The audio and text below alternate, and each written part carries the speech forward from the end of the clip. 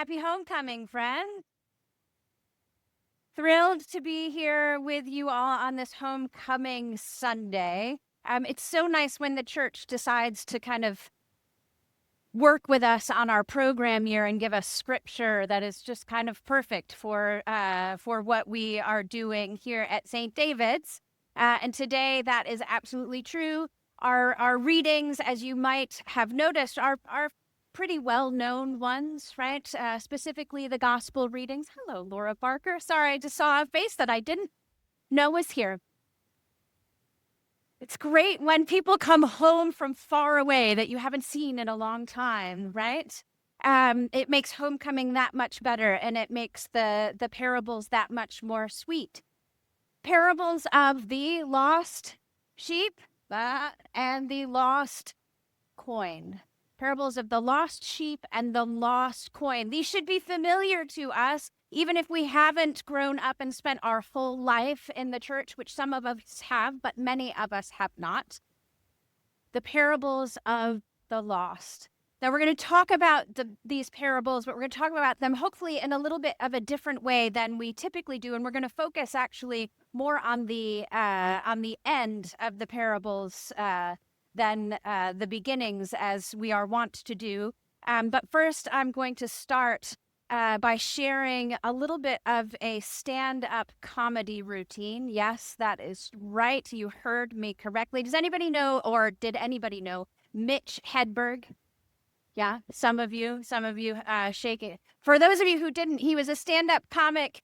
He was quite young, kind of late 80s, early 90s maybe, and he was known basically as a stoner, right? At that time, those of you who know, right? And he had this great presentation because he was tall, tan, and not your normal comedian. Anyway, he has this kind of cult-like bit on the Dufresnes. Raise of hands, who knows what I'm talking about? Dufresnes. All right, thank you. At least a couple of people know this. So for those of you who do know this bit, I'm sorry, because I'm going to try and reproduce it. But the caveat is I don't do stand-up comedy, and thank God it's not my day job, all right? But this is how it runs. He says, when you go to a restaurant, when you go to a restaurant and it's really busy and they start taking a waiting list, right? And they start calling out names. They say, Dufresne, party of two. Dufresne, party of two. No one answers. They say it again. Dufresne, party of two. Hearing nothing, they just move on. Butch, party of three. Bush, party of three. Yeah, but what happened to the Dufresnes? Right? Nobody seems to care, he says. You can eat at a time like this? People are missing. What do we do? You guys are selfish. The Dufresnes are in someone's trunk, duct tape over their mouth. And they're hungry. We need help, he says.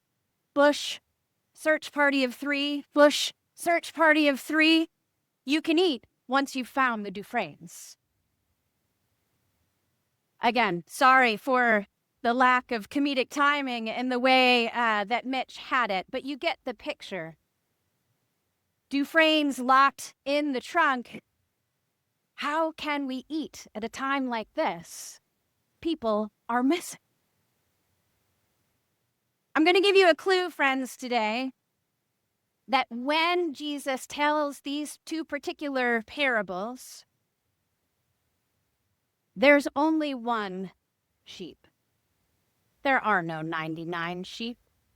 Please do not get confused by this. Please do not think that there are 99 perfectly found sheep who have their stuff together and have it all right and are good with God and good with themselves and they're good with their family members and they're good with everybody at church and they're just waiting over here wondering why the Dufresnes keep getting locked in a car and the shepherd always has to go find the Dufresnes, right? They don't exist. They are a foil. That is the beauty of the parable. There are no 99. There are only lost sheep. There are only lost coins, and there are only lost humans.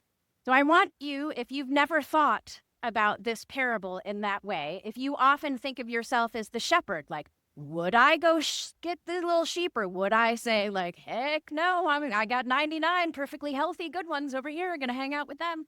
Or if you put yourself in the 99, wherever, if you haven't always seen yourself as the lost sheep, that one sheep that is locked in a trunk somewhere, I need you to put yourself there for a minute, okay? No one likes to be locked in a trunk, friends. No one likes to admit that they are the one that somebody else has to go find and search for. None of us want to be lost. None of us want to be little. None of us want to be loser. None of us want to be the least. All of those wonderful words that Jesus uses for those that Jesus is seeking, that's us. Is that fair? Does anyone want to fight me on that this morning? Why is it so important that we know that? Because we cannot join the search party if we don't realize that we are part of the lost. We cannot care for and love and look for and want to connect with people that we are irritated with for getting themselves locked in the car to begin with. We cannot be the search party and be part of the kingdom here and now unless we realize that we are the ones that God is searching for. Now let's talk about that searching, because I don't think Jesus does this justice. He does much better job. I'm sure he cares very deeply what I think. I think he did way better in Luke than he did in Matthew. And if you ever want to go back and look at the two side by side, they're slightly different, these two, right? But in Luke, he does make it that more anxiety provoking, maybe. I want you to think for just a second, what time in your lives have you lost something or someone so precious to you, you went out of your mind? Most of us can come up with this time. Think about it for just a second. A moment in time when you were distraught because you thought you had lost something or someone. Most of you have that. A quick story, when our youngest daughter, Claire, was, I don't know, maybe 7-ish, we'll say 7-ish, she was dropped off by a friend's parent, and she and her little friend, Catherine, hopped out of the car. We were all standing outside. We lived in a cul-de-sac at the time that backed to the woods. That's important for later in the story. And Claire and Catherine got out doing their little 7-year-old, all right, here we are.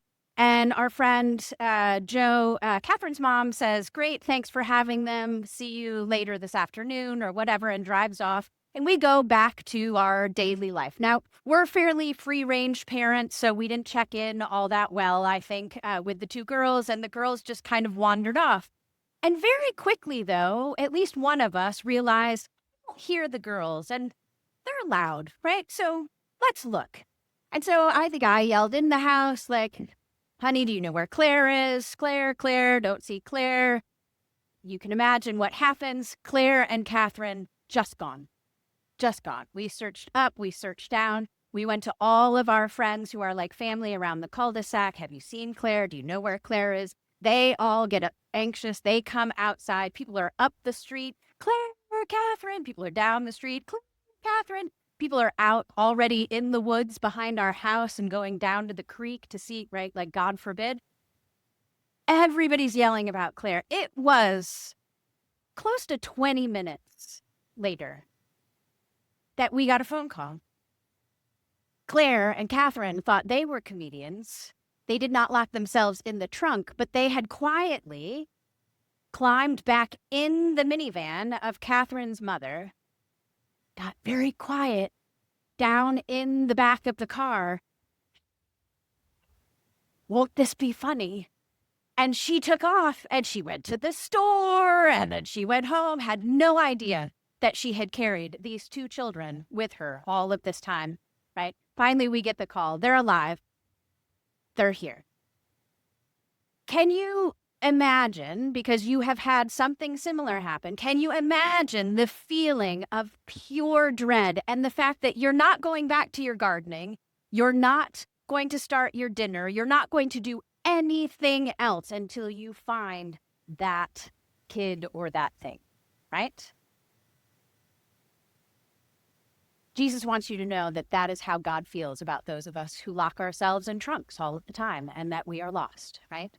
That is how much God wants and needs to search for each and every one of us. That's the kind of searching that happens when God is searching. It's fairly intense when you think about it that way, I think. Now, here's the fun part. Jesus does not give us parables that sound like what happened at my house that day when Claire finally showed back up in the minivan, right? I'm sure there were tears. I don't remember crying, but boy, I remember probably yelling a lot, right? Right? Like all of the things. And I'm so glad that you are here. What happens in the parables today is very different. When Jesus, or the shepherd rather, finds the sheep, what does the shepherd do? Shepherd doesn't say, "You silly Dufresne family, what were you thinking getting hijacked and stuck?" Doesn't say that. Doesn't admonish. What does Jesus say? Woohoo! And he lies that little sheep over his shoulders. I'm sure Claire would have much preferred this response, right? Put them on the shoulders. And where does he take the sheep? Does he take the sheep back to the irritable 99 that are still sitting over here like, hello, we're over here, pay attention to us? No, the shepherd does not take the sheep back. The woman does not take the coins and put them back in the piggy bank with all of the coins that have been sitting there. What does the parable say? The shepherd takes them home. This is a homecoming parable. When we are found, we are brought home by Christ. And both the shepherd and the woman, once they call out to all of the neighbors, "Hello, neighbors. Hello, church. Hello, everyone. We found them. Let's party." They threw feasts. They turned on Kool and the Gang. They hung up the disco ball. And it all was just joy. And that is the joy every time we are found. And friends, we're lost and then we're found. And then we're lost and then we're found. And then we're lost and we're found. This is what happens. It just keeps happening. But the point is, we do absolutely nothing to deserve to be found. And this is at the heart of these Gospels and homecoming and faith in general.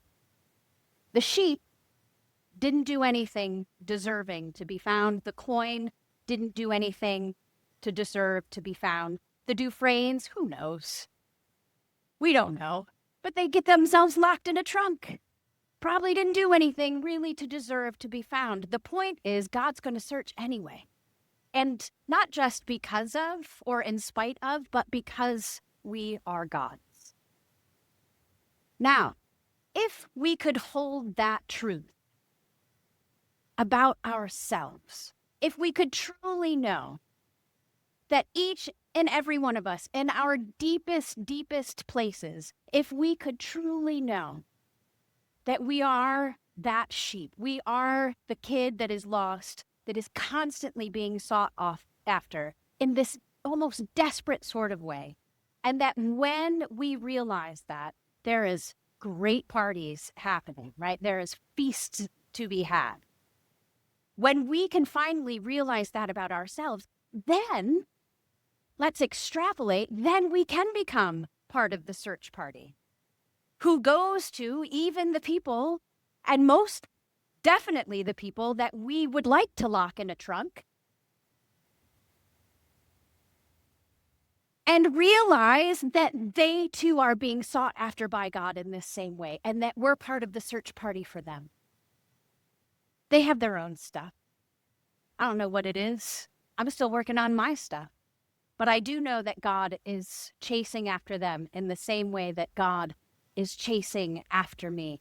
And that, my friends, is called grace. That is why God is called home. So happy homecoming. Once we're done, and after we feed you, please go out and be the search party in the world.